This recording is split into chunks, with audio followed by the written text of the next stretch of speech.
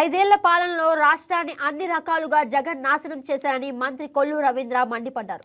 జగన్ లాంటి ఆర్థిక నేరస్తుడిని ఆర్థికవేత్తగా వైసీపీ నేతలు బిల్డప్ ఇస్తున్నారని ఎద్దేవా చేశారు. రాష్ట్రాన్ని అప్పుల పాలు చేసి ప్రజలను అప్పుల ఊబిలో నెట్టిన దుర్మార్గ పాలన జగన్దేనన్నారు. రాష్ట్ర అభివృద్ధి సంక్షేమం కోసం ముఖ్యమంత్రి చంద్రబాబు పడుతున్న శ్రమను చూసి ఓర్వలేక వైసీపీ నేతలు విమర్శలు చేస్తున్నారని అన్నారు. మరోవైపు రాష్ట్రాన్ని దేశంలోనే అగ్రగామిగా నిలిపే లక్ష్యంతో పెట్టుబడులు ఆకర్షిస్తున్నామని మంత్రి కొల్లు రవీంద్ర తెలిపారు.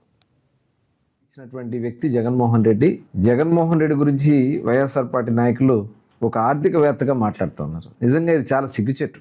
5 సంవత్సరాలు ఈ రాష్ట్రాన్ని అప్పుల పాలు చేసి ఈ రాష్ట్రంలో ఆర్థిక వ్యవస్థను మొత్తాన్ని కూడా కుప్పకూల్చి పేదవాడు పొట్టకొట్టినటువంటి వ్యక్తి జగన్మోహన్ రెడ్డి. ఇవాళ రాష్ట్రంలో పెట్టుబడులు పడతానికి కూడా ఆ రోజు ఎవరు కూడా రానటువంటి పరిస్థితి, అందరూ కూడా వెనకెళ్ళిపోయినటువంటి పరిస్థితి. ఇవాళ మీరు వైఎస్ఆర్ పార్టీ నాయకులు ఇంకొక ఆయన ఉన్నాడు, బందరు పిచ్చాడు పేరు నాని, ఆయన ప్రధానికి ప్రెస్ మీట్ పెట్టి మాట్లాడుతూ ఉన్నాడు. మీరు ఒక 420 దొంగలు, జగన్మోహన్ రెడ్డి ఒక 420 దొంగ.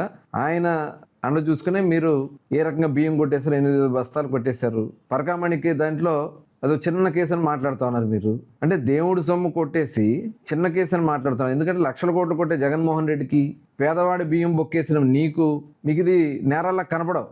ఇవాళ అహర్నిశలు కష్టపడుతూ ఈ రాష్ట్ర అభివృద్ధి కోసం వచ్చిన ఈ సంవత్సరాల కాలంలో పేదవాడికి సంక్షేమం కార్యక్రమాలకి పెన్షన్ రూపేణా దగ్గర 50,000 కోట్ల రూపాయలు ఈరోజు ప్రజలకు ఇచ్చాం. మేము ఒక్క పెన్షన్ రూపేణా గ్యాస్ సిలిండర్లు ఇస్తున్నాం, రైతన్నకు డబ్బులు ఇస్తున్నాం. ఇవన్నీ మీకు కనబట్లే. ఇవాళ అసత్య ప్రచారాలు చేసి రైతులకు డబ్బులు పడతా ఉన్నాయి. రైతు కళ్ళలో ఆనందంగా ఉన్నారు. ఇవాళ వర్షాలు వచ్చి ఇబ్బంది పెట్టినా లెక్క చేయకుండా రైతులతో ధాన్యాలు మొత్తం కూడా మిల్లర్లకు పంపిస్తా ఉన్నాం. 24 గంటల్లో వాళ్ళ అకౌంట్లో డబ్బులు వేపిస్తా ఉన్నాం.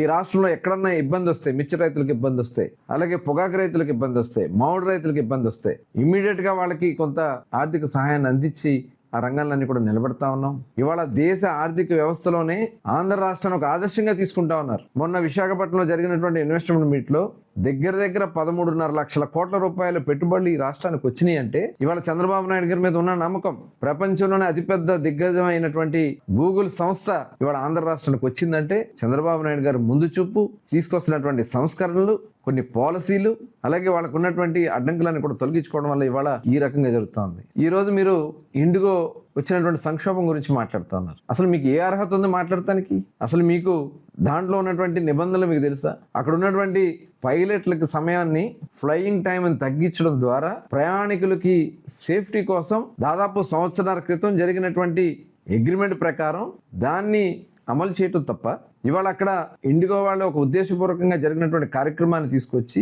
రామ్మోహన్ నాయుడు గారికి లేదా లోకేష్ గారికి తెలుగుదేశానికి అంటగట్టాలనే ప్రయత్నం మీరు చేయటం దుర్మార్గమైనటువంటి చర్య. ఈ రాష్ట్రం అనేక సంక్షోభాలు మీరు చేశారు, అనేక రకాలుగా దాడులు చేశారు, పేదవాళ్ళు పొట్టకొట్టారు. ఇవాళ మీరు వచ్చి మాట్లాడుతున్నారు.